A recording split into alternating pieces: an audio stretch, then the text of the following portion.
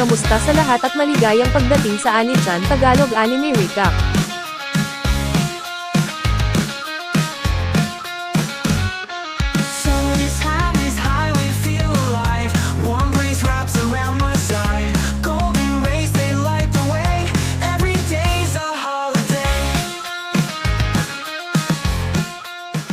Si Hao ay isang estudyanteng walang talino at walang pag-asa na umunlad, hanggang sa ang kanyang determinasyon na protektahan ang kanyang pamilya ay nagbukas ng isang nakatagong sistem, na nagbigay sa kanya ng labis na kapangyarihan sa tunay na buhay. Sa kabila ng kanyang kahinaan, palagi siyang nagpakita ng tapang mula pagkabata. Isang araw, naglalakad si Batang Hao kasama ang kanyang ina at kapatid na babae patungo sa isang palaruan nang biglang may pumutok sa langit. Lahat ng tao sa paligid ay biglang nagkaroon ng kanilang mga stats na lumitaw sa itaas ng kanilang mga ulo. Si Hao ay nasa level 1 habang ang kanyang nakababatang kapatid na babae ay nasa level 2. Ang buong tao ay tumingin pataas upang makita ang isang level 55 na halimaw na lumalabas mula sa portal, na handang pumatay ng ilang tao. Dama po ito at sa isang kisap mata, ibinagsak nito ang isang buong apartment complex sa isang swing lamang ng kanyang braso. Ang pangit na nilalang na parang insekto ay nagpadala ng mga alagad upang ipakalat ang kaguluhan ng pag-aalis ng maraming tao hanggat maaari. Mabilis na kinuha ng ina ni Hao ang kanyang mga anak upang magtago habang ang mga debris ng gusali ay nahuhulog na parang nyebe, kasama ang mga alingawngaw ng mga desperadong sigaw na naririnig sa likuran. Natakot ang bata na baka kainin sila ng halimaw, pero pinakalma siya ng kanyang ina at sinabing huwag mag-alala, at hiniling na ipangako sa kanya na aalagaan niya ang kanyang kapatid kahit ano paman. Sinabi niya sa kanya na ipikit ang kanyang mga mata at maging matatag dahil siya ang magpoprotekta sa kanila. Lumabas ang babae mula sa kanyang pagtatago at nagbihis ng kanyang fighting costume upang magpamahagi ng mga kamao at sipa sa mukha ng demonyo. Nakapagpabalik siya nito at tinawag siya bilang isang tinatawag na goddess, at hindi makapaniwala na nandito siya sa planetang ito. Bagaman ang nanay ni Hao ay naglalaban ng mabuti, personal niyang hindi nakita ang kahit isang gasgas sa halimaw, alam niyang hindi sapat ang kanyang kasalukuyang antas para talunin ito. Lalo na't alam niyang determinado ang halimaw na kolektahin ang isang bagay na kilala bilang selyo ng banal na intervention mula sa kanya. Tumingin ang babae sa paligid, alam niyang kailangan niyang magplano upang maprotektahan ang kanyang mga anak. Kaya ipinakita niya ang bagay sa halimaw at lumipad pataas sa kalangitan. Kinuha ng nilalang ang pain at sinundan siya na parang tanga. Pero nagulat ito nang makita nitong naghanda siya ng bomba. Sa puntong ito, binuksan ni Hao ang kanyang mga mata upang masaksihan ang sakripisyo ng kanyang ina para protektahan sila. Sumigaw siya para sa kanyang ina, habang siya'y tumingin ng huling sulyap sa kanyang mga anak na may luha sa kanyang mga mata. Ang pagsabog ay labis na nakakapinsala na lumikha ito ng isang napakalaking crater sa gitna ng lungsod, ngunit nakapaglagay na siya ng proteksyon na hadlang sa paligid ng kanyang mga anak, na pumigil sa kanila na mahuli dito. Ilang taon na ang lumipas mula sa pangyayaring iyon at si Hao ay nasa paaralan na nag-aaral tungkol sa kasaysayan ng kung paano nagsimula ang mga halimaw. Nagsimula ito nang magkaroon ng kaguluhan sa espasyo-oras noong taong 2063 AD, na nagpilit sa daigdig na pumasok sa isang extra-dimensional. Lumabas ang mga portal ng mutation sa planeta, na nagbigay daan sa mga halimaw na magdulot ng kaguluhan sa Earth. Ang tugon ng kalikasan upang labanan ang trahedyang ito ay ang mga tao ay mag-mutate at maging mga nilalang na may superpowers. 5 pinakamakapangyarihang tao ang nagtipon ng isang hukbo upang labanan ang mga halimaw at lumikha ng isang ligtas na lugar para umunlad ang sangkatauhan. Kahit na may ganitong pag-iingat, paminsan-minsan ay sumasalakay ang mga halimaw ng kalikasan, na nangangahulugang ang tanging pag-asa ng sangkatauhan ay ang pag-level up ng mga estudyante. Nang matapos ang klase, si Hao, na ngayon ay level 3 na, ay pinagtatawanan ng mga kaibigan ni Fing dahil sa kanyang mababang antas. Ang mapang api na may blonde na buhok ay 2 antas lamang ang taas at nakakadiri na sinasabing henyo si Hao. Gusto lang ni Hao na magpatuloy sa kanyang mga gawain, pero nagpa siya si Fing na umatake. Nakapag-iwas ang biktima sa ilan hanggang sa naging labis na ang mga suntok para sa kanya. Nang gusto ni Fing na mag-apply ng pressure, sinipa siya ni Yunfei, na kapatid ni Hao at nasa level 7. Kinolekta ng mga bully ang kanilang bumagsak na leader at tumakas, sinisisi si Hao sa palaging pagtatago sa likod ng kanyang nakababatang kapatid na babae. Agad na umalis ang magkapatid upang makipagkita sa kanilang ama. Upang ipagdiwang ang 18 kaarawan ni Hao, inihandog ng lalaki sa kanyang anak ang isang cake na natutunan niyang gawin mula sa kanyang yumaong asawa. Naghiling ang binatilyo na maging masaya sila ng kanyang pamilya. Nais din niyang mag-level up na may pinakamalakas na kakayahan. Ang buong lugar ay biglang naging puti na parang may naghagis ng flashbang. Pero mas masahol pa ang realidad dahil inaatake sila ng isang level 12 na halimaw. Ang espesyal na pulisya ay nagpapaputok laban dito, ngunit lahat ng kanilang mga bala ay tumalbog pabalik. Nagsimula na itong pumatay hanggang makita nito si Hao at ang kanyang pamilya na lumalabas mula sa mga guho. Gusto ng ama na magtago, pero huli na ang lahat. Inutusan niya ang kanyang anak na tumakas kasama ang kanyang kapatid na babae, at lumabas upang makipaglaban. Ang lalaki ay isang level 9 na superhuman, na sa kasamaang palad ay masyadong mahina upang makasakit sa nilalang, katulad ng kanyang yumaong asawa. Ipinagpag siya nito sa isang bloke ng konkreto, na nagpatumba sa kanya. Si Yunfei ay nagalit nang makita niyang nasugatan ang kanyang ama at tinawag ang kanyang mahiwagang pana upang umatake. Ngunit madaling na-block ito ng demonyo at pinabagsak siya bago pa man siya makapaghanda para sa pagpatay. Mukhang lahi na ang kahinaan. Hindi kayang tumayo lang doon ni Hao at manood, kaya hinarangan niya ang papasok na atake bago sumigaw sa kanyang kapatid na tumakas kasama ang kanilang ama. Bagaman gusto niyang tulungan ang kanyang kapatid, alam niyang wala siyang pagpipilian kundi tumakas. Samantala, nagalit ang halimaw na may level 3 ang nagtangkang lumaban dito, kaya tinaga nito si Hao sa dibdib at unti-unting lumapit upang harapin ang babae. May kaunti pang buhay si Hao, kaya ginamit niya ang lahat ng lakas niya para pigilan ito. Naitapon siya dahil sa kanyang pagsisikap, at ang tanging magagawa niya ngayon ay manood at humingi ng tawad sa kanyang mommy, dahil hindi niya natupad ang pangako niyang protektahan ang kanyang kapatid na babae. Sa kabutihang palad para kay Hao, siya ang pangunahing tauhan ng kwentong ito at protektado ng walang katapusang plot armor, siya ay muling binuhay ng isang lihim na sistema na nagbigay sa kanya ng napakalaking kapangyarihan at 10 segundo ng pagiging hindi nakikita. Pinagpag niya ang nilalang gamit ang kanyang atake ng apoy na nagdulot ng malaking pinsala.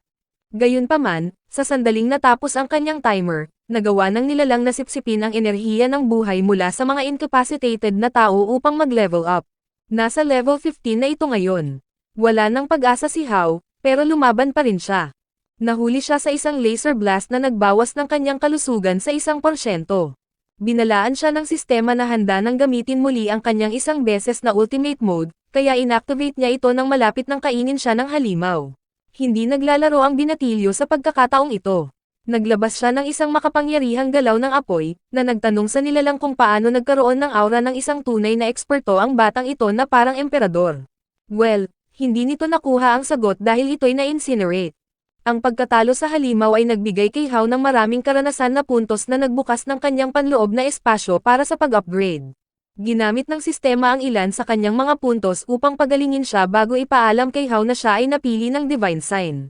Nasa level 12 na siya ngayon, kahit na ang kanyang mga stats ay nagpapakita pa rin ng level 3.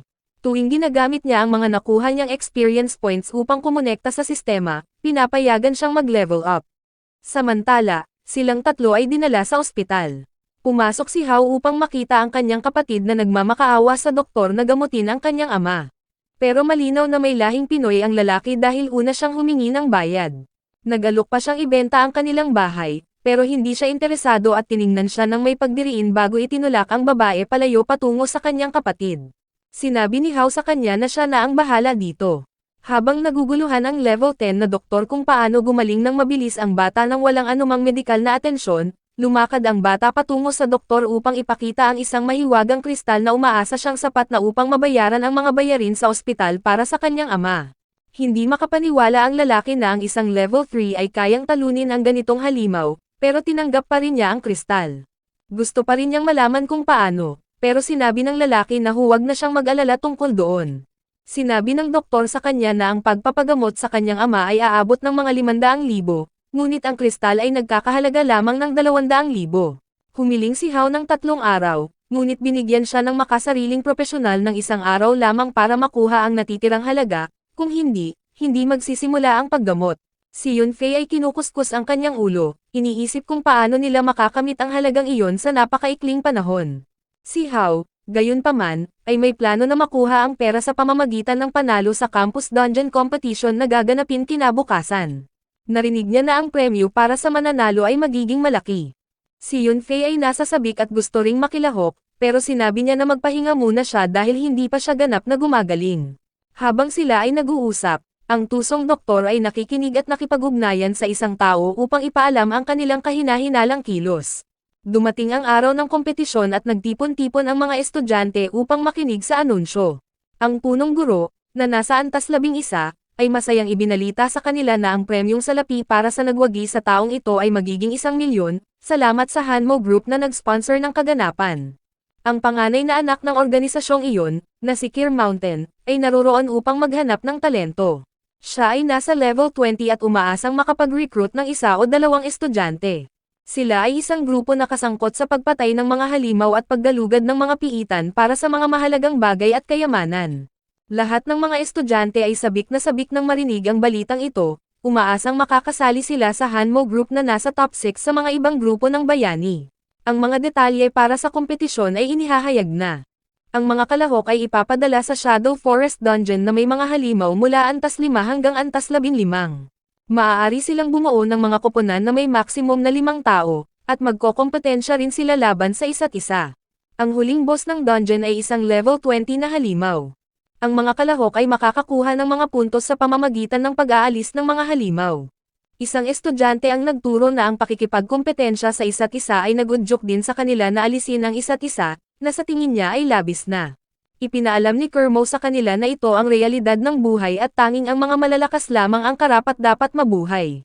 Binuksan niya ang portal na nagpasimula ng kompetisyon at si Hao ang unang pumasok ng mag-isa, nang walang pag-aalinlangan, na nagdulot ng pagkabigla sa lahat ng mga estudyante. Mukhang alam ni Kermo ang tungkol sa kanyang tagumpay na talunin ang halimaw na lumabas noong nakaraang araw. Nagtataka siya kung ano ang mangyayari. Hindi nagtagal ay sumunod si Fing dahil sa galit at umaasang makita si Hao na binubugbog ng mga halimaw. Si Hao, sa kabilang banda, ay nag-iipon na ng mga puntos sa pamamagitan ng pagtalo sa ilang mahihinang halimaw. Gusto niya ng mas maraming puntos, kaya't naghanap siya ng mas malalakas na nilalang na kanyang matalo. Sinundan niya ang ilang mga gagamba na papauwi na sa kanilang boss, ngunit siya ay nahirapan dahil sa isang sigaw ng tulong. Sinundan niya ang tunog kung saan nakita niya si Tien, na nakasuspine sa hangin, nahuli sa isang pulang mahiwagang sapot. Lahat ng kanyang mga kasama ay iniwan siya. Nangako siyang makipagtulungan sa kanya upang magbigay ng kamanghamanghang suporta kung ililigtas siya nito. Sinabi ni Hao sa kanya na huwag maingay habang pinalaya niya siya gamit ang apoy na mahika. Pumunta siya upang saluhin ang nahuhulog na babae, ngunit natapakan niya ang isang bitag na nahuli silang dalawa. Ang antas 16 na halimaw na gagamba ay lumitaw, handang lumunin ang kanyang biktima. Hindi lang natrap sina Hao at Tien sa sapot ng gagamba, kundi magkasama pa silang nakatali. Pinalaya ni Hao sila mula sa sapot sa pamamagitan ng pagsunog nito. Pagkatapos, sinira niya ang kanilang pagkakatali gamit ang kanyang mga ngipin. Pero hindi papayag ang boss na gawin nila iyon, kaya't nagsimula itong umatake. Nakapag-iwas sila habang pinahihina ang seda, na nagbigay daan kay Hao na punitin ito at pagkatapos ay suntukin ang gagamba palayo. Namangha si Tien sa kanyang lakas, ngunit hindi natuwa ang gagamba. Bumangon ito at nagsimulang magpakawala ng mga galaw na madaling naiwasan ni Hao. Ngayon na ang kanyang bilis at leksi ay tumaas ng halos 10, naalis niya ang lahat ng mga gagamba na dumaan sa kanyang daraanan. Ngunit nahuli siya ng halimaw sa isang masikip na seda. Madaling sinunog ni Hao ito at naglunsad ng isang epic final fiery slash na pumatay sa nilalang. Nakakuha siya ng maraming puntos para dito, at in-upgrade ng sistema ang pangil na nahulog mula sa gagamba upang magamit bilang sandata hanggang 3 beses. Pinayagan niya si Tien na sumunod sa kanya, basta't panatilihin nito ang kanyang lihim. Habang naglalakad sila, sinabi ni Tien sa kanya na huwag maliitin ang kanyang mga kakayahan dahil lamang sa mahina siya sa labanan. At ipinaliwanag niya sa kanya na ang kanyang espesyalidad ay ang pagpapagaling ng mga tao. Sa ibang bahagi ng piitan, ang mga NPC na iniwan si Tien ay hinahabol ng isang demonyong mukhang T-Rex. Isa sa kanila ang nabutas, pero dahil background character lang siya at hindi ang MC na may plot armor, namatay siya. Ang dalawa pang natira ay patuloy na tumakbo hanggang may nahuli na isa pa. Pero gumamit siya ng teleportation scroll para makabalik sa akademya, na nagligtas sa kanya. Ang huli na naging leader ay patuloy na tumakbo hanggang nakatagpo siya kina Hao at Tien at nagmakaawa sa kanila na iligtas siya. Bagaman nag-atubili ang babae na pagalingin siya dahil sa ginawa nito sa kanya, naawa siya sa kanya at sinimulang dagdagan ang kanyang health points. Sinusubukan siyang pigilan ni Hao, pero huli na ang lahat. Ang halimaw ay lumitaw upang ipagpatuloy ang pag-atake nito. Iniligtas siya ni Hao, pagkatapos ay ipinaalam sa kanya habang nagtatago sila na ngayong napagaling na niya ang lalaki, Inirehistro siya ng nilalang bilang kanyang kakampi, kaya ngayon ay sinundan din siya nito. Tinutukan siya nito ng mata at saka nagsimula ang habulan. Ang isa pang lalaki ay malaya na, kaya gusto niyang tumakas, pero lumitaw si Hao sa likuran niya, hinawakan siya sa leeg upang pigilan siyang tumakbo. Pagkatapos ay nagpalabas siya ng isang pagsabog ng apoy patungo sa halimaw na nagligtas kay Tian mula sa matapakan. Ang lalaki ay nagsimulang humingi ng tawad sa kanyang ginawa at nagmamakaawa ng awa. Pero nang mukhang ibinaba ni Hao ang kanyang tingin, sumugod ang leader para umatake. Pero masyadong mabilis ang MC nang sinuntok niya ang lalaki. Bilang resulta, dahil natalo siya sa laban na iyon, lahat ng kanyang puntos ay ibinigay kay Hao, na nagresulta sa kanyang pag-teleport palabas doon. Nag-iwan din siya ng isang one-kill dagger na sinusubukan niyang gamitin kay Hao, na kinuha ng MC para gamitin sa hinaharap. Hindi pa natatalo ang halimaw, kaya't bumalik ito para sa ikalawang laban. Sa galit, tinawag ni Hao ang kanyang sandata, na nagbigay daan sa kanya na magbigay ng matinding palo. Dahil ang halimaw ay isang nilalang na may apoy, hindi ito ganap na natalo, ngunit ito ay labis na nasugatan. Ayon kay Hao, ang nilalang ay nasa estado ng galit na nagpapahirap sa pag-aalis nito. Tinanong niya si Tian kung may alam siyang mga teknik para mapakalma, dahil siya ay isang manggagamot. Mayroon siyang kasanayan na kaugnay doon at pumayag siyang tumulong. Ngunit bago pa sila makagawa ng anuman, nakabawi na ang halimaw at muling sinimulan ang pag-atake. Sa pagkakataong ito, nagpatayo si Hao ng isang hadlang ng apoy upang matrap ang nilalang sa loob kasama siya. Ang layunin niya ay bawasan ang kalusugan nito hanggang sa makapagpakalma si Tian gamit ang kanyang kakayahan. Pinukpok niya ito hanggang maabot ang threshold, na nagbigay daan sa babae na gawin ang kanyang bagay, na naging sobrang maamo ang nilalang, at naging pangit na batang dragon. Nagulat si Hao sa kinalabasan, pero isa lang ang kanyang layunin, na alisin ito, para makakuha ng puntos. Agad na tumakbo ang batang dragon kay Tian dahil sa takot, para protektahan siya nito.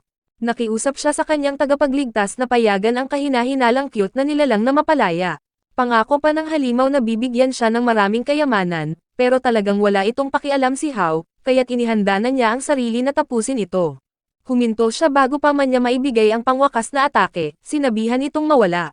Sa kabila ng hindi niya ito natapos, nakakuha pa rin siya ng maraming puntos para sa pagpigil dito. Pumasok siya sa kanyang lihim na sistema upang tingnan kung gaano karaming karanasang puntos ang mayroon siya, at nalaman niyang marami ito. Nagpasya siyang i-unlock ang Eye of Truth skill na sa tingin niya ay magiging kapakipakinabang laban sa huling halimaw. Pagbalik niya mula sa System World, hawak ni Tian ang isang espesyal na itlog na pinaniniwalaan niyang kayamanan na tinutukoy ng batang dragon.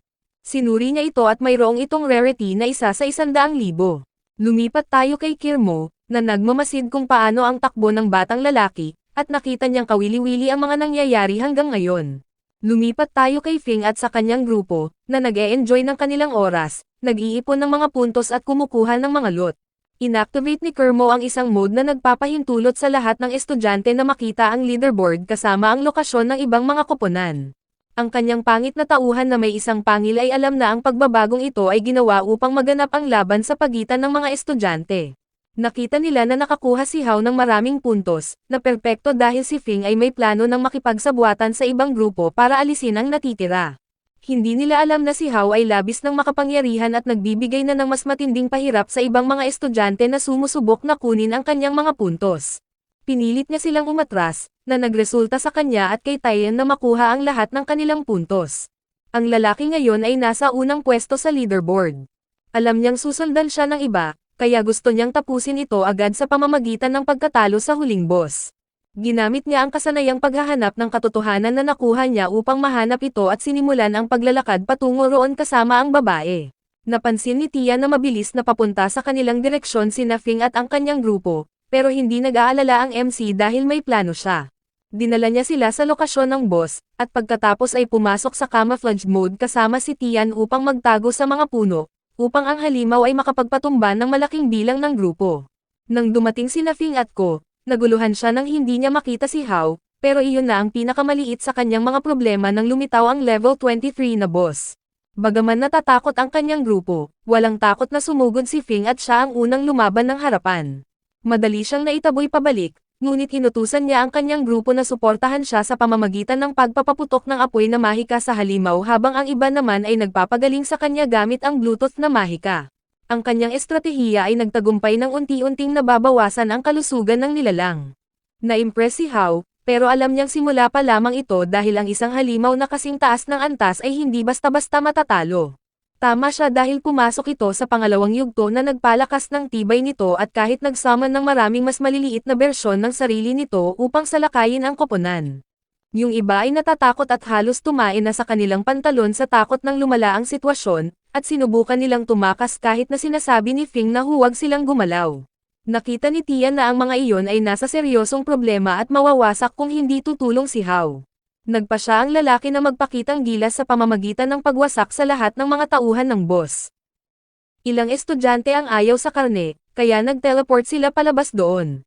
Hindi makapaniwala si Fing na nahulog siya sa bitag ni Hao. Inutusan niya ang natitirang bahagi ng kanyang koponan na alisin si Hao, upang makuha nila ang kanyang mga puntos, at bilang paraan ng paghihiganti sa paglalaro sa kanila ng ganoon. Ang MC ay handang makipag-away sa kanilang lahat, pero buhay pa rin ang huling boss. Nakuha nito ang lahat sa pamamagitan ng mga ugat nito, maliban kay Hao, na sapat ang pag-iingat upang makaiwas dito kasama si Tian. Napansin ni Hao na pumasok na ito sa huling anyo nito. At hindi ito biro. Mukhang Groot na nag-steroids itong kontrabida. Hindi pa handa si Fing na maging pataba. Nang magkaroon siya ng lakas ng loob na pakawalan ang sarili, hindi man lang siya tumakas, sa halip ay dumiretso siya upang labanan ang halimaw. Ngunit siya ay napalibutan ng berdeng ulap na kanyang kinilala bilang lason. Pinaalam niya sa kanyang mga kasama na takpan ang kanilang mga bibig at pagkatapos ay inactivate ang isang kakayahan na nagbawas sa epekto ng lason sa kanya.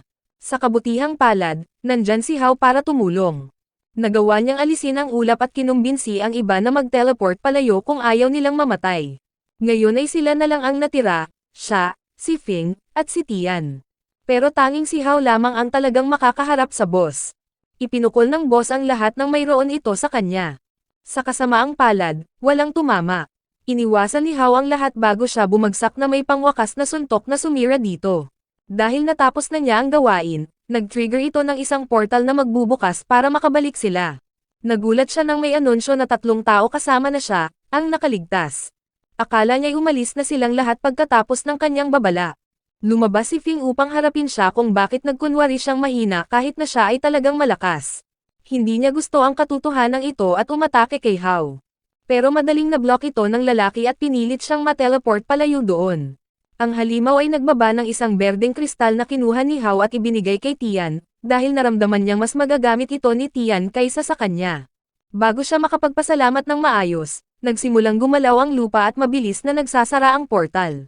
Sa kanyang pagpanik, nahulog si Tian, na nagbawas sa kanilang oras ng pagtakas. Wala nang ibang pagpipilian si Hao kundi ihulog siya sa portal. Sa kabutihang palad, mayroon siyang portal scroll na ginamit niya upang makatakas. Dumating siya sa paaralan at nakita niyang nawasak ito na parang may digmaan na naganap. Agad na pumasok si Hao sa stealth mode at nagtago nang maramdaman niyang may 2 gwardya na papalapit. Hindi niya alam kung sino sila, pero tinulungan siya ng sistema nang ibinunyag na ang mga lalaking ito ay bahagi ng grupong Black Tiger na mga kaaway ng pamilya ni Kirmo. Ang leader ng grupong iyon ay pinalayas mula sa ligtas na lugar nang maglibot siya at kumuha ng buhay ng mga inosenteng tao nang walang dahilan. Nahuli ng grupo ang ilang mga estudyante at pin-hostage pa si Kirmo. Si Tian ay isa sa mga nahuli. Ipinasa siya sa kapitan, na isang masamang tao at malapit nang gumawa ng mga hindi banal na bagay, pero kinagat siya nito. Ang crook ay nagalit at sinampal siya sa mukha, na nagresulta sa kanyang pagbagsak sa lupa. Hindi siya tumigil doon dahil sinipa pa niya siya at nagpatuloy sa pagsampal. Si Fing ay nakatali, pero hindi na niya ito kayang tiisin. Tumayo siya na may galit sa kanyang mukha, tumatakbo patungo sa lalaki. Sa momentum ng kanyang mga hakbang at hustisya sa bawat hakbang, nagawa niyang itumba ang lalaki mula kay Tian. Ang manyakis, na nasa level 13, ay tumayo at tumama ng suntok kay Fing, itinulak siya pabalik. Inalis niya ang isang baril at itinutok ito kay Fing, kaya't tinanggap ng estudyante ang kanyang kapalaran. Naramdaman ng lalaki ang isang sensasyon sa kanyang likod na si Hao, na nagpasok ng spider fang na sandata sa kanya. Pinatay din niya ang mga gwardya na nandoon. Pagkatapos ay pinalaya ni Hao si Fing matapos malaman mula kay Tian na nailigtas siya nito. Ibinigay niya ang armas at hinikayat si Fing na tapusin ang manyakis. Kung hindi, babalik ang lalaki para tapusin siya. Hindi nagatubili si Fing at pinatay ang lalaki, na nagbigay daan sa kanya na mag-level up mula 6 hanggang 10. Pumunta siya upang ibalik ang sandata, ngunit sinabi ni Hao na itago na lang niya ito. Ang dating bully ay nagpasalamat sa kilos, kaya nagpa siya siyang maging tagasunod ni Hao, na tinutulan ni Tian. Wala namang isyo si Hao dito, pero gusto niyang patunayan ng lalaki ang sarili niya muna sa pamamagitan ng pagprotekta sa ibang estudyante. Siya sa kabilang banda, ay ililigtas si Kirmo. Nabahala si Tian para sa kanya at gusto niyang samahan siya ni Fing, pero tinanggihan ni Hao ang tulong, sinabing alam niya ang kanyang ginagawa. Hindi nag-aksaya ng oras ang lalaki at lumabas siya, pinatay ang isang gwardya bago hinawakan ang isa sa leeg gamit ang kutsilyo, tinatanong kung saan nila binihag si Kirmo. Bago siya makakuha ng sagot, isang level 28 na deputy commander ang sumugod, na nagpatumba kay Hao sa sahig. Pumunta siya upang alisin ang bata, ngunit nakaiwas ito sa bala. Tumawag ang deputy na ito ng karagdagang tulong upang asikasuhin ang hindi kanais-nais na bisita dahil nakita niyang medyo matibay ito. Nagsimula silang magpaputok sa bata, pero nakaiwas siya sa lahat. Inatake niya gamit ang kanyang karaniwang fire move, subalit wala itong epekto. Pagkatapos ay sinaksak niya ang lalaki, ngunit masyadong matibay ang kanyang baluti. Ang masamang tao ay mukhang Iron Man mula sa Temo. Pumutok pa siya ng mga sinag mula sa kanyang dibdib na muntik nang patumbahin si Hao. Mukhang sa wakas ay nakatagpo na ng matibay na kalaban ang batang iyon. Tinawag ng lalaki ang karagdagang mga laser beam upang barilin ang kanyang kaaway, na nahirapan si Hao na hadlangan. Alam niyang wala na siyang pag-asa kung hindi siya makakaisip ng solusyon. Humingi siya ng tulong sa sistema, kaya't iminungkahi nitong i-upgrade ang kanyang link level. Wala siyang ibang pagpipilian kundi tanggapin. Nagbukas siya ng bagong kakayahan sa depensa na nagbigay daan sa kanya na tanggapin ang lahat ng mga papasok na bala. Mukhang panalo na ang deputy, pero nang sabihin ng isa sa kanyang mga sundalo na buhay pa si Hao, inutusan niya silang lahat na magbukas ng apoy at patayin ang istorbo na ito. Naiwasan ni Hao ang bawat putok. Nagawa rin niyang patumbahin ang lahat ng mga sundalo bago gamitin ang kanyang bagong explosion technique sa deputy. Noong una, parang walang nangyari, pero ang kanyang suit ay nagsimulang matunaw tulad ng tsokolate sa ilalim ng matinding init, na nag-iwan sa lalaki na naka-boxer shorts na lang. Nagpatuloy si Hao sa pagbubugbog sa kanya at pagkatapos ay sinipa siya patungo sa isang puno. Nagmakaawa siya para sa kanyang buhay at inaalok pa ang bata ng susi sa isang kayamanan. Nang binuksan ito ni Hao, maraming mahahalagang bagay ang nandoon, kaya't humiling siya sa sistema na i-convert ang halos lahat ng mga ito sa experience points, dahil alam niyang kakailanganin niyang mag-level up para labanan ang natitirang masasamang tao sa lokasyon ni Kirmo. Binigyan siya ng sistema ng opsyon na i-unlock ang mas maraming support skills o i-unlock ang isang bagong account na magbibigay sa kanya ng access sa mga bagong kapangyarihan. Ang sistema ay gumagana sa paraang nagbibigay daan kay Hao na makakuha ng access sa maraming themed na account. Ang unang account na na-unlock niya ay ang kay Crimson Emperor, na nagbigay sa kanya ng kakayahang gamitin ang lahat ng kanyang lakas ng apoy kasama ang espesyal na espada na iyon. Nakita niyang makakapagpataas ng kanyang kapangyarihan ang bagong account, kaya pinili niyang i-unlock ito, na nagbigay sa kanya ng access sa mga kakayahan ni Crazy Moss, isang henyo at baliw na siyentipiko mula sa ibang dimensyon. Ang tao ay napakalakas na sinira niya mismo ang mundong kanyang tinitirhan. Nang i-activate ito ni Hao, inaasahan niyang makakakuha siya ng kamanghamanghang kapangyarihan, ngunit ang tanging lumabas ay isang AI robot na hindi siya namangha. Ang robot, na isang likha ni Moss, ay inilatag ang lahat ng kakayahan ng kanyang master, na hindi lamang kinabibilangan ng engineering at panday, kundi pati na rin ng alchemy at enchanting, kasama na ang gemolohiya. Ipinaliwanag nito na si Hao ay mayroon ng kakayahang i-decompose ang mga bagay, na maaari niyang gamitin upang gumawa ng anumang mekanikal na bagay na nais niya. Ipinakita ng robot nang ibinigay ni Hao sa kanya ang isang bomba. Iyon at ang silk ng gagamba na nakuha niya mula sa piitan upang makagawa ng isang malagkit na bomba. Si Hao ay kumbinsido sa kanyang mga bagong kamanghamanghang kakayahan at inilabas ang isang koleksyon ng mga bagay para magamit ng robot sa paggawa ng mga bagong armas. Pagkatapos ay umalis siya sa mundo ng sistema upang simulan ang kanyang misyon ng pagliligtas. Si Kirmo ay nakakulong sa gym ng paaralan. Nang dumating si Hao, nakita niyang natatakot ang kanyang dalawang bodyguard. Narinig niyang may isang lalaki na kausap siya. Kaya nang pumunta siyang suriin ng tahimik, nakita niya na ang lalaking leader ng operasyong ito ay may level na 38. Narinig niya na ginamit ng lalaki ang isang espesyal na teknik na tinatawag na Medusa's Eye, upang hindi makagalaw ang mga gwardya, at ang tanging paraan upang palayain sila ay ang paggamit ng luha ni Medusa. Naalala ni Hao na nakuha niya ang item na iyon mula sa kahon ng kayamanan na nakuha niya mula kay Temo Iron Man. Kaya't lumihis siya sa tabi ng mga gwardya at ibinuhos ang bagay sa dalawa sa isang pagtatangkang palayain sila. Pero walang nangyari. Nandyan ang komandante para makipag-usap ng negosyo kay Kirmo. Nangako siya sa kanya na ang kanilang leader ay sisiguraduhin siya ang susunod na magiging pinuno ng Hanmo Group. Pero ang gusto lang nila kapalit ay isang mapa ng deployment ng safe zone. Ang babae ay tumangging matakot sa lalaki, at handang mapatay. Pero nailigtas siya ni Hao sa tamang oras nang sirain ng lalaki ang kanyang protective barrier. Inalok niya na bigyan siya ng karagdagang 10 milyon bukod sa 1 milyon kung mapapanatili siyang ligtas ng walang kahit isang gasgas. Sinimulan ni Hao ang pag-atake gamit ang apoy, umaasang sapat na ito para makaligtas sila. Pero wala itong epekto sa komandante, na madaling pinawalang bisa ito at tinadyakan ang bata palayo. Ngunit gayunpaman ay bumalik ang batang lalaki na may dalang kalasag at espada upang protektahan ang babae, at nagsimula silang maglaban ng mga sandata. Agad na nalaman ni Hao na wala siyang laban ng kinuha ng masamang tao ang 20% ng kanyang kalusugan sa isang atake na nagpadapa sa kanya. Nakita ni Kermo na wala talagang pag-asa ang batang iyon at sinabi niyang tumakbo na lang siya. Tumanggi siya dahil kailangan niya ang perang iyon para iligtas ang kanyang ama, kaya wala siyang ibang pagpipilian kundi ang makaligtas. Ginamit niya ang sticky bomb, umaasang makakagawa ito ng makabuluhan. Pero bukod sa pansamantalang pagpigil sa komandante at pagkuha ng kaunting bahagi ng kanyang kalusugan, siya ay madaling nakatakas mula rito. Nakapag-atake siya muli kay Hao, na kanyang hinadlangan gamit ang kanyang kalasag, ngunit sobrang lakas nito. Alam ng bata na ang tanging paraan para manalo dito ay gamitin ang kanyang talino. Sa kabutihang palad para sa kanya, nakatapos ang robot ng isang sandata na kanyang tinawag.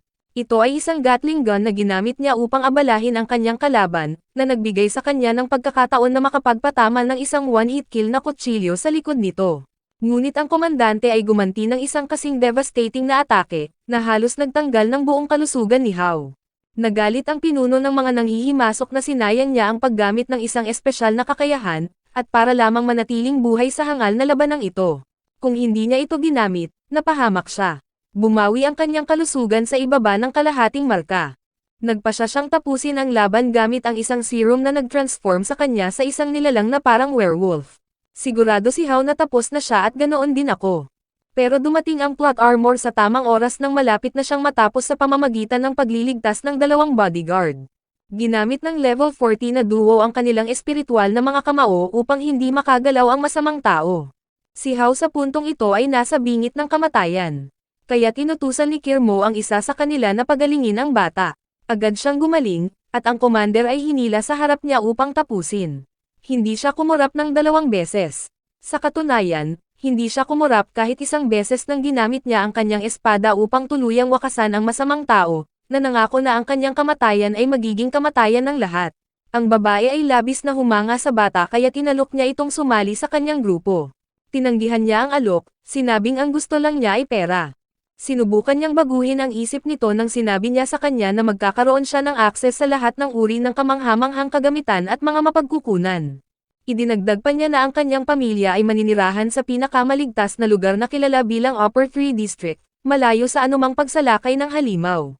Hindi pa tinanggap ni Hao, pero kinuha niya ang itim na card na inaalok sa kanya ni Kirmo. Dahil doon, na-upgrade ang kanyang ama sa isang VIP room. Hindi na nila kailangang magbayad para sa paggamot dahil pagmamayari ng Hanmo Group ang ospital. Pumasok ang punong doktor upang tiyakin na okay sila at humingi ng tawad sa kung paano sila tinrato kanina. Inutusan niya ang mga nurse na kunin ang kanilang pinakamainam na lunas para sa pasyente. Gusto ni Yunfei malaman kung bakit siya binigyan ng black card. Inisip niya na niligawan siya nito. Pero pinatigil ni Hao ang kanyang ligayang pantasya. Ang 2 nurse ay tumakbo papasok na puno ng takot upang ipaalam sa doktor na lahat ng pinakamagagandang gamot sa vault ay ninakaw. Narinig ni Hao at tinawag ang AI robot para tumulong sa kanya. Tanging siya lamang ang nakakita nito, at tinanong niya kung maaari nitong gawin ang gamot para sa kanyang ama. Pero hindi niya ito nagawa, at umalis dahil hindi pa na-upgrade ni Hao ang kanyang link level kay Moss. Ipinahayag ng mga nurse na wala nang natirang mga bakas, tanging isang mensahe na nagsasabing Beast God. Sinabi ng doktor sa kanila na ang ibang mga gamot na mayroon sila ay tanging ang mga sintomas lamang ang matutulungan at hindi ang ugat na sanhi. Ang tanging paraan nila para makuha ulit ito ay subukang agawin ito kapag sinubukan ng salarin na ibenta ito sa black market. Naglakad sina Hao at ang kanyang kapatid na babae papunta upang makipagkita sa nagbebenta. Habang naglalakad, nalaman niya na niligtas ng kanyang kapatid si Kirmo at iyon ang dahilan kung bakit siya binigyan ng itim na card. Sa wakas ay natukoy nila ang meeting place, ngunit wala namang tao roon. Nakita ni Yunfei ang isang kahon at nilapitan ito, iniisip na ito ang lunas.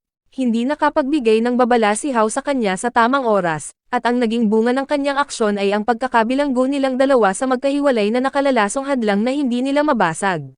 Hindi iniisip ni Hao na malaking bagay ito. Matapos ang lahat, mayroon siyang kanyang sistema.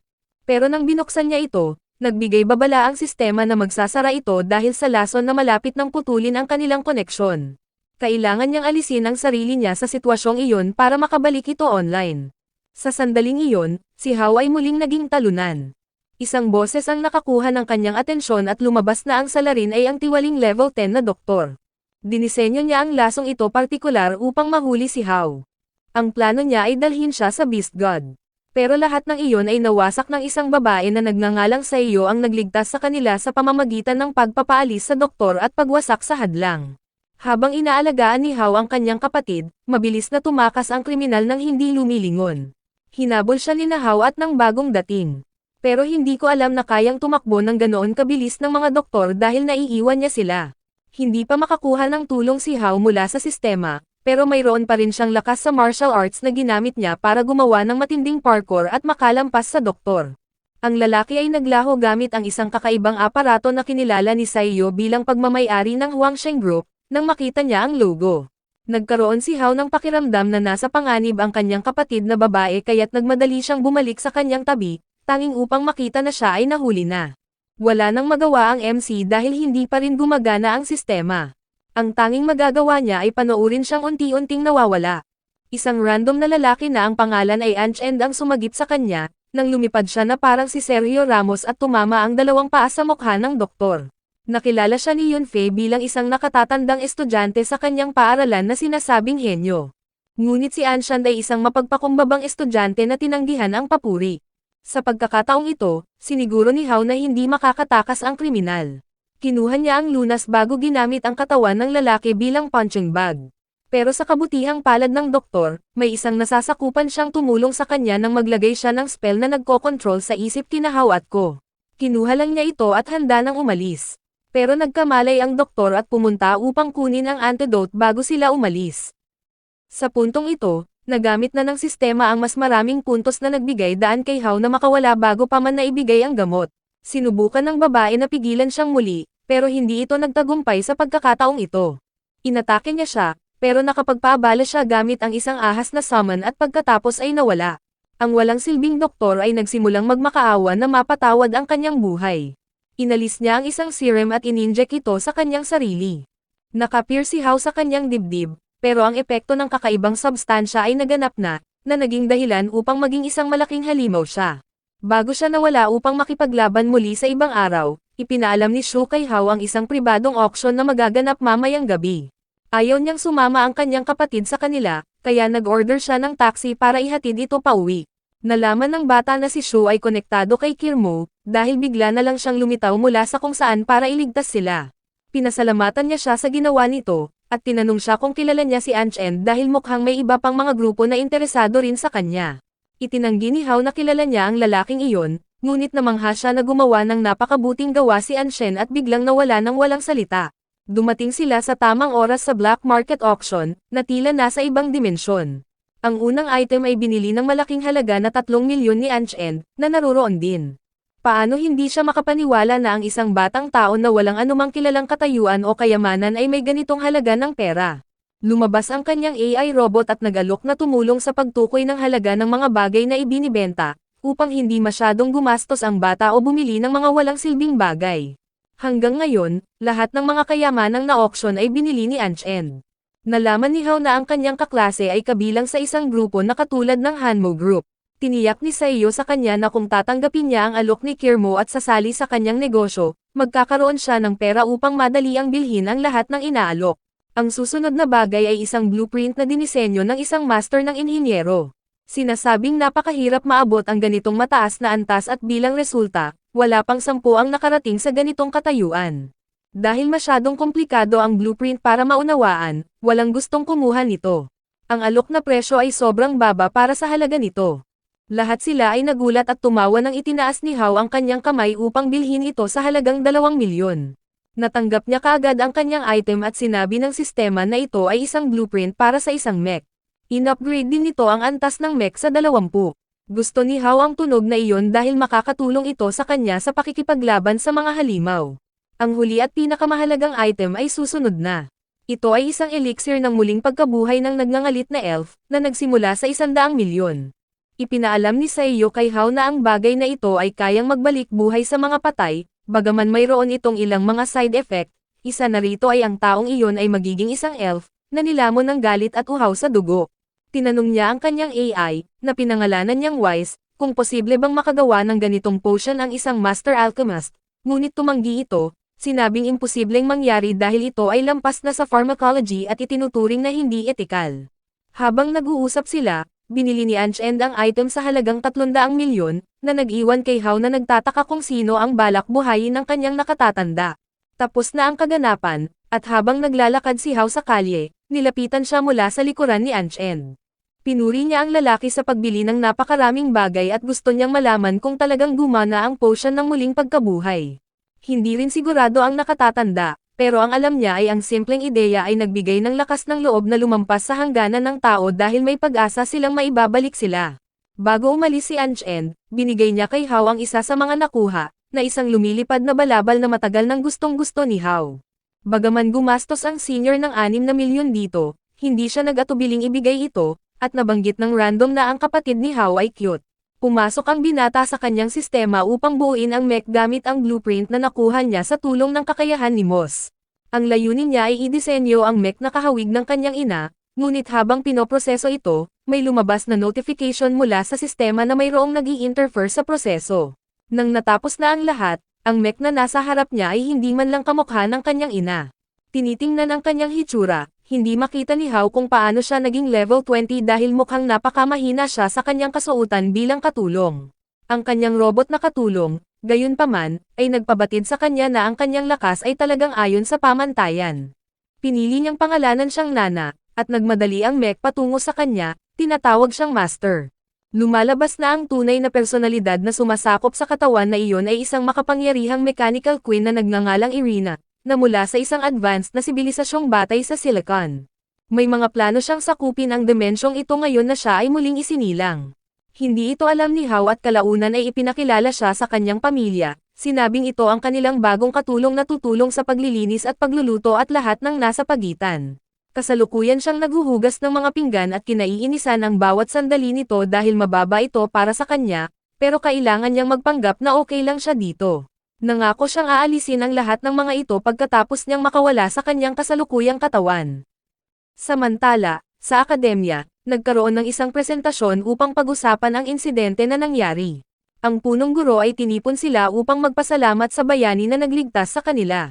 Nang ipahayag si Hao bilang tagapagligtas, ang mga tanging kilala siya bilang isang walang silbi at talunan na hindi makapag-level up ay nagsimulang magduda sa kanya. Akala pa nga nila na ginamit siya ng punong guro dahil gusto nitong itago ang pagkakakilanlan ng tunay na bayani. Si Fing na nakakaalam kung ano ang nangyari, ay hinawakan ang isa sa mga estudyante na nagsasalita ng basura tungkol kay Hao at sinabi sa kanya na suriin ang kanyang sarili, dahil noong nagliligtas si Hao sa lahat, siya ay abala sa pag-ihi sa kanyang pantalon. Walang pakialam si Hao na walang naniwala sa kanya dahil alam niyang totoo ito at sapat na iyon para sa kanya. Sinabihan sila ng punong guro na tumahimik at inilantad ang isang malaking banton ng pera na ibibigay kay Hao. Ipinakita din niya sa bayani ang isang scroll ng kahon ng kayamanan na mahalaga sa paaralan bilang tanda ng pagiging pinakamahusay na alumnos na mayroon ang akademya. Ngunit bago pa man makapagpatuloy ang presentasyon, may isang babala na nagbigay alam sa kanila na maraming halimaw ang sumasalakay sa ligtas na lugar. Ilan sa mga halimaw na ito ay nakapasok pa sa kolehiyo, at nagsimulang pumatay ng malaking bilang ng mga estudyante habang sila ay nagmamadaling makahanap ng ligtas na lugar sa ilalim ng lupa. Ang may mga sapat na lakas ay nanatili upang lumaban. Isang guro ang ganap na pinahirapan sa isang suntok lamang. Ngunit ang mga natirang buhay ay nasaksihan ang pagpatay ni Hao sa nilalang gamit ang isang walang kahirap-hirap na pag-ugoy ng kanyang espada. Inutusan niya ang mga natitirang tao na lumikas habang handa siyang labanan ang isang halimaw na manok, na mukhang isang piratang bersyon ng Sanraku God. Nasa likuran niya sina Fing at Tian upang tulungan si Hao na labanan ang imo na manok na ito. Sinabi ng bida na manatili silang malapit, dahil ang mga darating na halimaw ay lahat nasa level 15 o higit pa.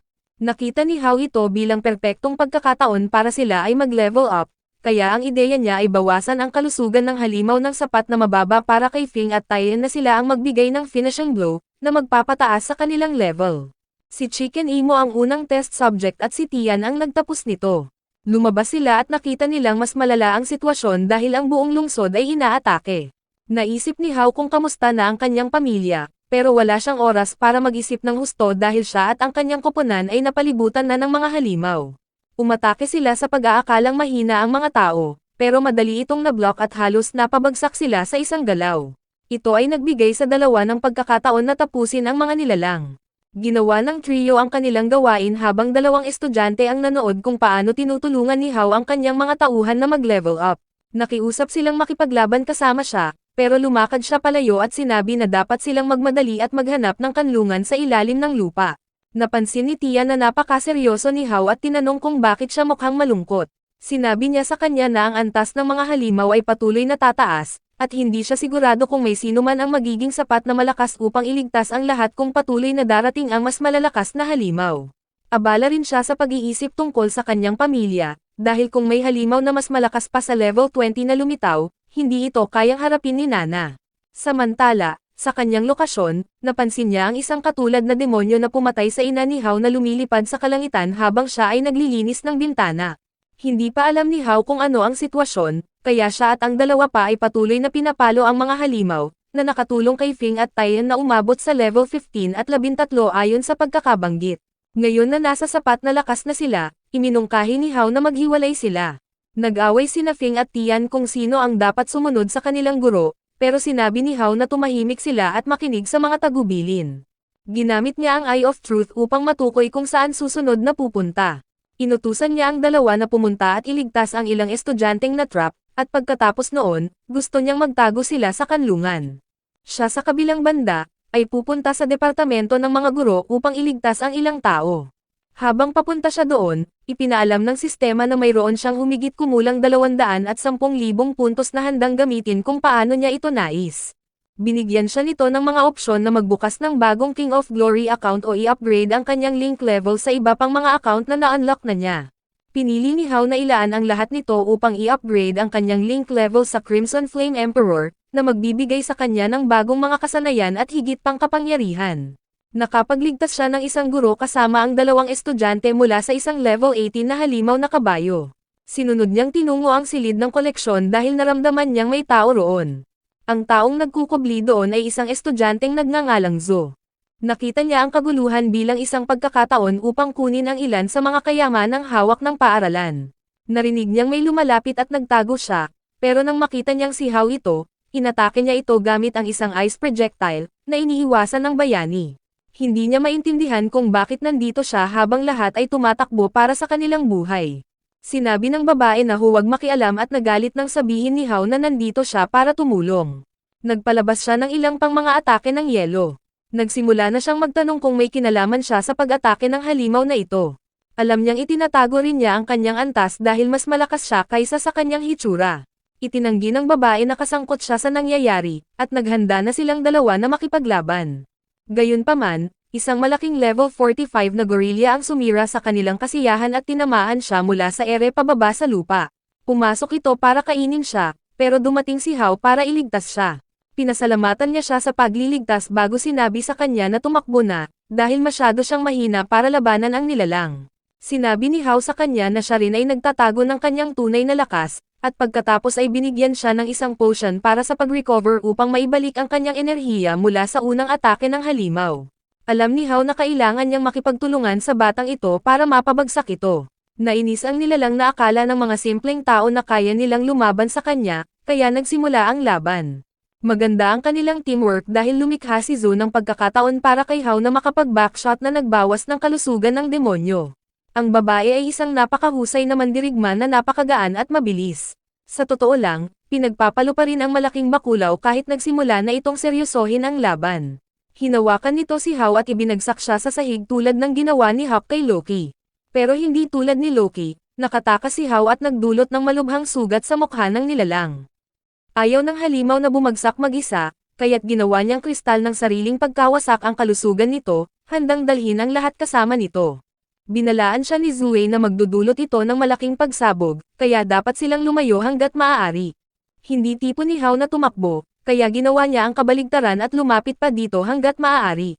Ginawa niya ang ginagawa ng mga MC at nakipaglaban siya rito sa isang epikong labanan. Nagpa siya si Zue na tumulong nang magpalabas siya ng malaking yelo na walang pagpipilian ang halimaw kundi harangan ito. Isang perpektong pagkakataon ang dumating kay Hao, na tinanggap ito ng maganda nang hatiin niya ang bakulaw sa gitna tulad ng ginawa ni Mihawk sa nagyelo na tsunami. Hindi makapaniwala ang halimaw na ito'y napuksa ng mga tao at sinumpa sa kanyang huling hininga na maghihiganti ang kanilang Panginoon. Nahulog si Hao sa sahig sa pagkapagod at nakatanggap ng 5,000 karanasang puntos. Lumapit si Zue para tulungan siyang bumangon at kinilala niya ang kanyang papel sa pagtulong sa kanya na talunin ang nilalang. Iminungkahi niyang pumunta sila sa ligtas na lugar, pero sinabi niyang hindi niya kailangan. Ipinahayag niya ang kanyang panghihinayang na hindi niya siya nakilala ng mas maaga, at bigla na lang siyang nawala, umaasang magkikita silang muli. Ang AI robot ay lumabas upang mangolekta ng maraming bagay na gagamitin sa engineering. Hindi sigurado si Hao kung mabuti bang kunin ito para sa kanyang sarili, pero sinabi niya na itatago niya ito para sa punong guro. Habang kinokolekta niya ang mahalagang kayamanan, may alerto na may paparating na mataas na antas na halimaw. Ginamit ni Hao ang kanyang mata ng katotohanan upang suriin kung gaano kataas ang antas ng nilalang na ito. At nang makita niya ito, hindi siya makapaniwala na ito ay katulad na level 55 na halimaw na nilabanan ng kanyang ina ilang taon na ang nakalipas. Ang nilalang ay nakarating na sa vault kung saan naroroon ang natitirang mga estudyante at pinapalo ang pinto, sinusubukang wasakin ito. Nakatayo si Fing at ang punong guro doon, handang isakripisyo ang kanilang buhay kung makalusot ito. Ngunit umaasa sila na darating si Hao upang iligtas sila. Habang pinapasok ng halimaw ang mabigat na pintuan ng bakal at inaatake na, lumitaw ang bayani upang harangan ang atake. Hindi makapaniwala ang punong guro sa kanyang nakita nang makita niyang isang level 55 na halimaw ito. Ang nilalang ay tila nakilala si Hao na may parehong enerhiya mula sa isang babae sa nakaraan. Marahil ito ang parehong halimaw na sinubukan ng kanyang ina na talunin. Nagsimula ang labanan ng itulak ni Hao ito pabalik, ngunit mukhang hindi ito seryoso sa tao. Alam ng bayani na kailangan niyang ibuhos ang lahat sa laban na ito, kaya't sumugod siya gamit ang isang atake ng apoy na talim, na nagdulot ng malaking pinsala nang maputol nito ang isa sa mga braso ng halimaw. Sinubukan nitong gumanti, ngunit nakaiwas si Hao sa tamang oras, na nagresulta sa bahagyang hiwa sa kanyang braso. Dumating si Tian upang pagalingin ang kanyang guro, habang sumama si Fing upang tulungan siya. Hindi nakagawa ng marami ang dalawa dahil naitulak sila pabalik. Nagpa siya ang nilalang na maglagay ng spell ng kontrol sa kasamahan ni Hao, na nagbigay dito ng buong kontrol sa kanilang mga katawan. Tinanong ni Hao ang kanyang AI robot kung makakagawa ito ng isang bagay na makakapagpawala ng kontrol. Tiyak na kaya nito, ngunit ang paggawa ng lunas ay nangangailangan ng oras. Si Tian na may pag-aalinlangan ay tumayo at ginamot ang braso ng halimaw, naganap na nagdulot ng muling pagtubo nito. Pagkatapos, sinimulan ni Fing na atakihin ang kanyang master ng walang kontrol, na nagbigay sa halimaw ng pagkakataong matamaan si Hao. Kailangang manatili siyang buhay ng sapat na panahon upang makabili ng oras para makagawa ang AI ng anti-control device. Pansamantala, nagpatawag siya ng machine gun na nakakagambala sa demonyong halimaw habang sinusubukan niyang iwasan ang mga pag-atake ni Fing. Nagiging emosyonal si Fing dahil binibigyang diin niya kung paano niya lamang naabot ang ganitong antas ng lakas dahil kay Hao. Gusto niyang tapusin siya ng kanyang master, pero tumanggi ang bayani na saktan ang kanyang kaibigan sa anumang paraan. Ang demonyo ay nakita ang kanilang nakakaantig na sandali bilang nakakadiri at sinubukang tapusin si Fing. Ngunit hinarang ni Hao ang pag-atake, na nag-iwan sa kanya na nakabukas para kay Fing na matamaan ng isang kritikal na strike na hindi sinasadya. Pinagpag ng bayani ang demonyo gamit ang isang apoy na spell, ngunit mabilis itong pinagaling ni Tian. Ipinaalam ng AI robot kay Hao na natapos na ang item, kaya ginamit niya ito upang palayain sila mula sa kontrol. Hindi maunawaan ng nilalang kung paano niya sila napalaya. Maraming halimaw ang tinawag nito, pero inasikaso ni Fing ang ilan. Ang natitira ay nakalusot upang targetin ang ibang mga estudyante. Agad na pinagaling ni Tian si Hao, na nagbigay daan sa kanya na protektahan sila mula sa mga halimaw. Gayunpaman, inubos nito ang marami sa kanyang lakas. Ang nilalang na level 55 ay lumapit sa batang lalaki at pinoison siya ng dream gas bago siya tusukin sa tiyan. Sinubukan din itong sumipsip ng lahat ng kanyang enerhiya bago tuluyang alisin siya. Lumikha ito ng isang hadlang na pumigil sa iba na makapasok, habang si Hao ay pumasok sa isang panaginip na akala niya ay totoo. Nagising siya sa isang panahon kung kailan buhay pa ang kanyang ina at naniwala na ang lahat ng nangyari hanggang ngayon ay isang masamang panaginip lamang. Masaya siya nang makita niyang buhay pa ang kanyang ina at niyakap ito ng mahigpit na may luha sa kanyang mga mata. Pero naramdaman niyang may mali nang kumikilos ng kakaiba ang kanyang ina.